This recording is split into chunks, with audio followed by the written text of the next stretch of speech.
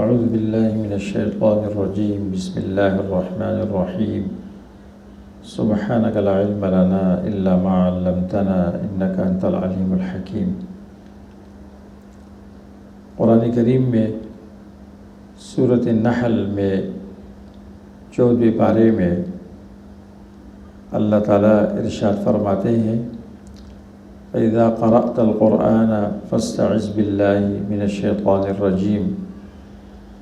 جب آپ قرآن کریم پڑھنے کا ارادہ کریں تو آپ شیطان مردود کی شر سے اللہ تعالیٰ کے ذریعے پناہ طلب کریں۔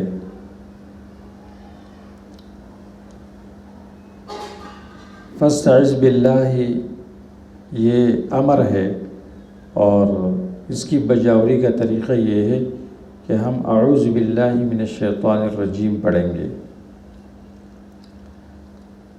اعوذ باللہ من الشیطان الرجیم قرآن کریم کی آیت تو نہیں ہے، حدیث سے ثابت ہے، لیکن اس کا حکم قرآن میں ہے فاستعذ باللہ۔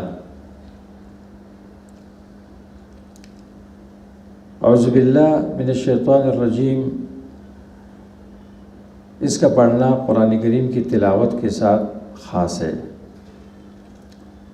یعنی جب ایک شخص اعوذ باللہ من الشیطان الرجیم پڑھتا ہے تو سننے والا سمجھ لیتا ہے کہ اب یہ قرآن کریم کی تلاوت کرے گا۔ اس لیے دوسری دینی کتابوں کے شروع کرتے وقت صرف بسم اللہ پڑھی جائے گی، اعوذ باللہ من الشیطان الرجیم نہیں پڑھا جائے گا۔ اعوذ باللہ من الشیطان الرجیم کا ترجمہ کیا ہے، اللہ تعالیٰ نے اس کا حکم کیوں دیا اور اس میں حکمت کیا ہے اور کن مقامات پر استعاذہ مانگنے کا حکم ہے، اور رسول اللہ صلی اللہ علیہ وسلم نے احادیث میں اس کے متعلق امت کو کیا تعلیمات دی ہے، ان سب پر ہم عام فہم انداز میں بات کریں گے۔ سب سے پہلے اعوذ باللہ من الشیطان الرجیم کا ترجمہ سمجھ لیں۔ اعوذ باللہ کا معنی ہے میں اللہ کے ذریعے پناہ مانگتا ہوں، اپنے آپ کو بچاتا ہوں، اللہ کی حفاظت میں آتا ہوں، کیونکہ عاذ یعوذ کا جو لفظ ہے اس کی حقیقت یہ ہے کہ انسان جس چیز سے ڈرتا ہے اس سے وہ بھاگے، اس شخص کی طرف، اس ذات کی طرف جو اس کو بچائے اس چیز سے جس سے وہ ڈرتا ہے۔ تو اعوذ باللہ میں اللہ کے ذریعے اپنے آپ کو بچاتا ہوں، من الشیطان الرجیم شیطان مردود کی شر سے، کہ وہ مجھے نقصان نہ پہنچا سکے میری دین میں یا میری دنیا میں، اور مجھے اللہ کے طاعت سے نہ روک سکے، مجھے کسی گناہ پر آمادہ نہ کر سکے، اور میں شیطان کی وسوسوں سے، اس کی گمراہ کرنے سے میں اللہ کی حفاظت میں آتا ہوں۔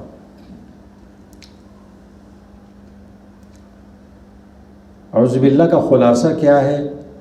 اس کا خلاصہ ہے استعیذوا باسمہ خاصۃً، خاص اللہ کے نام کے ذریعے، اللہ کے اسماء و صفات کے ذریعے اللہ سے پناہ طلب کرو، اس لیے کہ فوق السبب پناہ دینے والی ذات صرف اور صرف اللہ ہے، اللہ کے علاوہ کوئی پناہ دینے والی ذات نہیں ہے۔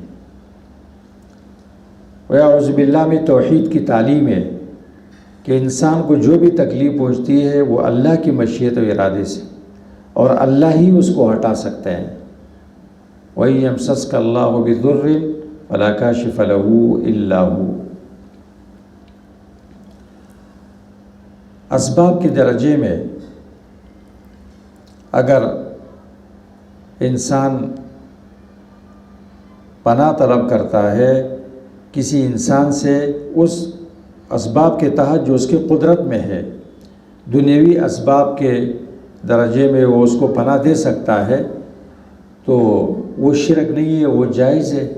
لیکن فوق السبب پناہ دینے والی ذات صرف اور صرف اللہ کی ہے، اور اس طرح کا پناہ غیر اللہ سے طلب کرنا، نبی سے یا ولی سے یا جن سے یا فرشتے سے، یہ شرک ہے۔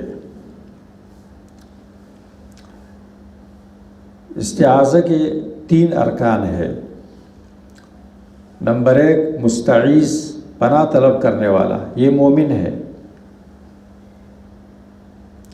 نمبر 2 مستعاذ بہ، جس کی ذریعے پناہ طلب کی جاتی ہے، وہ صرف اور صرف اللہ کی ذات ہے، تو اللہ کی ذات کے ذریعے پناہ طلب کی جائے گی، اللہ کے اسماء اور صفات کے ذریعے، کسی مخلوق سے نہیں۔ اور نمبر 3 مستعاذ منہ، جس کی شر سے پناہ مانگی جاتی ہے، وہ شیطان ہے۔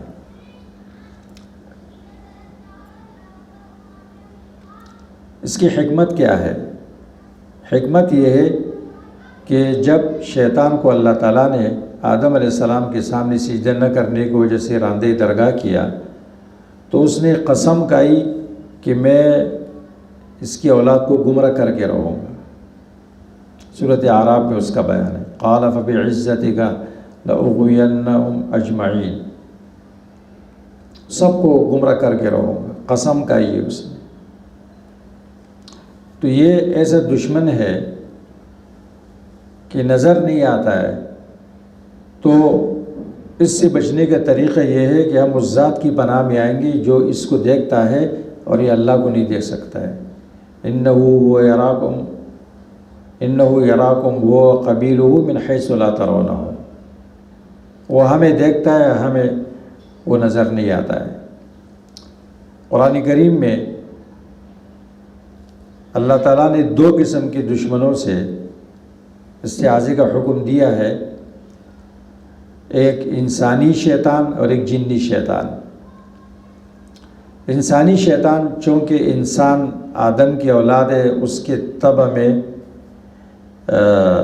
خباثت نہیں ہے، شر نہیں ہے، تو اس کے ساتھ اخلاق چلایا جائے اور احسان کیا جائے، اس کی شر سے بچا جا سکتا ہے۔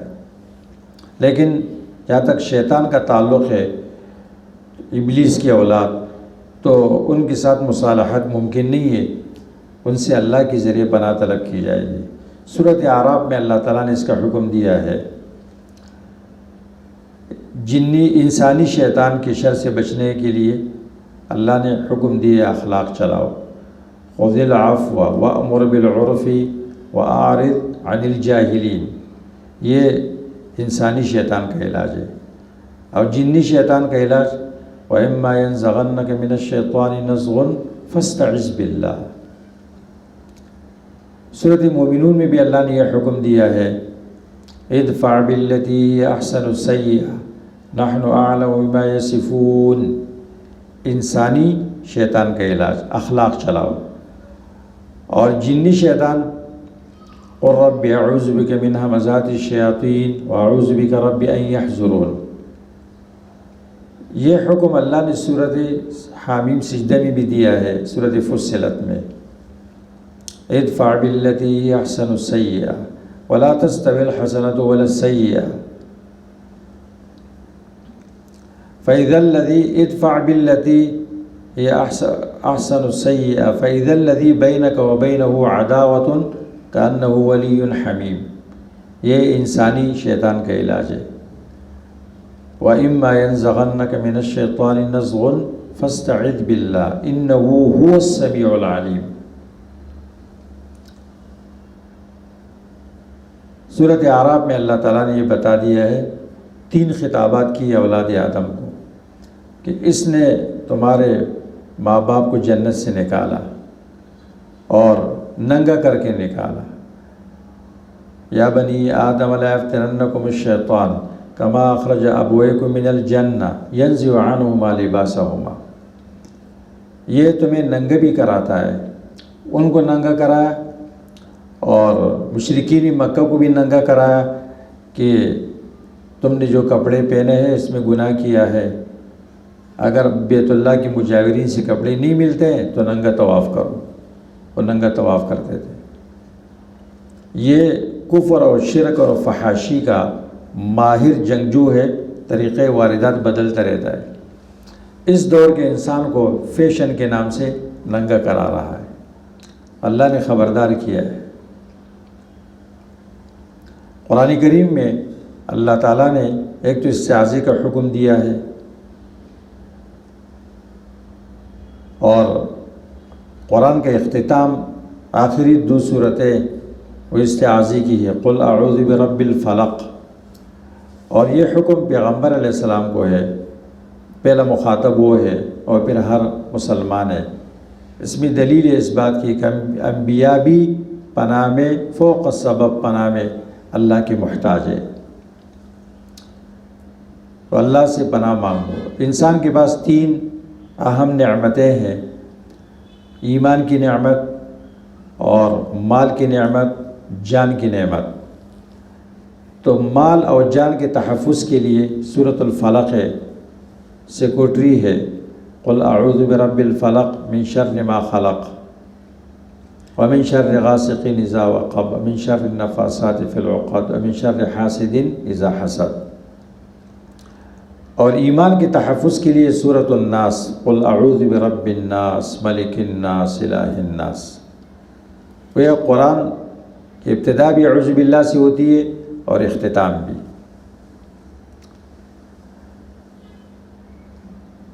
اللہ تعالیٰ نے ایک طریقہ یہ بھی اختیار کیا ہے کہ انبیاء اولیاء کے احوال ذکر کیے قرآن کریم میں کہ وہ بھی اللہ ہی سے پناہ مانگتے تھے۔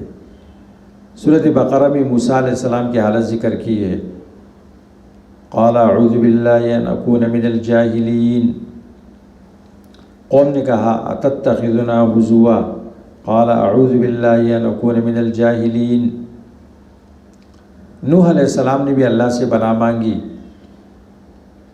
انی اعوذ بک ان اسألک ما لیس لی بہ علم۔ یوسف علیہ السلام کو جب عزیز مصر کی بیوی نے گھیرا، دروازے بند کیے، وراودته التي هو في بيتها عن نفسه وغلقت الابواب قالت هيت لك، دروازے بند کیے اور گناہ کی دعوت دی۔ یوسف علیہ السلام نے فرمایا معاذ اللہ، اللہ نے ان کو بچایا۔ مریم علیہ السلام کے سامنے جب جبریل علیہ السلام انسانی شکل میں متشکل ہو گئے، فتمثل لها بشرا سویا، تو وہ اللہ سے پناہ مانگتی رہی، قالت انی اعوذ بالرحمن منک ان کنت تقیا۔ اور ان کی والدہ امرأۃ عمران نے سورۃ آل عمران میں اس کا بیان ہے کہ مریم علیہ السلام اور اس کے اولاد کے لیے انہوں نے اللہ سے پناہ طلب کی، قالت انی اعیذها بک وذریتها من الشیطان الرجیم۔ احادیث میں اللہ کے رسول صلی اللہ علیہ وسلم نے سلمان کو تعلیم دی ہے کہ وہ کن مقامات پر استعاذہ کرے گا۔ جب اس کو غصہ آ جائے تو اعوذ باللہ من الشیطان الرجیم پڑھے، غصہ ختم ہو جائے گا۔ جب وہ ڈراؤنی خواب دیکھے تو اعوذ باللہ پڑھے، اعوذ باللہ من شر هذه الرؤیا، خواب نقصان نہیں پہنچائے گا۔ بیت الخلاء جاتا ہے، وہاں جنات کا خطرہ ہوتا ہے، تو وہاں تعلیم ہے کہ یہ پڑھو اللہم انی اعوذ بک من الخبث والخبائث۔ حدیث میں آتا ہے جب رات کو کتوں اور گدھوں کی آوازیں سنو تو اعوذ باللہ پڑھو، اس لیے کہ یہ شیطان دیکھ کر یہ آوازیں نکالتے ہیں۔ نماز میں وسوسے آ جائے تو اعوذ باللہ پڑھو۔ یہ اس لیے کہ انسان مسلمان ہمیشہ معرکے میں ہے، شیطان خطرناک دشمن ہے، تو بچنے کا ایک ہی طریقہ ہے کہ اس ذات کی پناہ میں آ جائے جو شیطان کو دیکھتا ہے اور شیطان اس کو نہیں دیکھ سکتا ہے۔ شیطان کے ساتھ ہماری دشمنی کا جو سلسلہ شروع ہوا آدم علیہ السلام کو سجدہ نہ کرنے کی وجہ سے، وہ قیامت تک چلے گا، یہاں تک کہ خاتمۃ بنی اسرائیل، عیسیٰ علیہ السلام خاتمۃ الشرور دجال کو قتل کرے گا تو یہ معرکہ ختم ہو جائے گا۔ اس سے پہلے اعوذ باللہ من الشیطان الرجیم، اعوذ باللہ کے ذریعے یہ ہتھیار ہے شیطان کے خلاف، تو اس کے ذریعے مسلمان اپنے آپ کو بچائے گا۔ بہت سارے مسلمان بھائی وہ اعوذ باللہ کا مطلب نہیں سمجھتے ہیں، اور وہ یہ بھی نہیں سمجھتے ہیں کہ ہمیں کیا عقیدہ رکھنا ہے۔ تو ایک مسلمان یہ عقیدہ رکھے گا کہ فوق السبب، پناہ دینے والی ذات اللہ کے علاوہ کوئی نہیں ہے، صرف اللہ کی ذات پناہ دیتے ہیں، اس لیے میں محتاج ہوں، میں اللہ کے ذریعے پناہ طلب کروں گا۔ یہ اعوذ باللہ کے متعلق وہ اہم باتیں تھیں جو ہم نے عرض کی اختصار کے ساتھ۔ اللہ تعالی ہمیں سمجھنے کی، عمل کرنے کی توفیق عطا فرمائے۔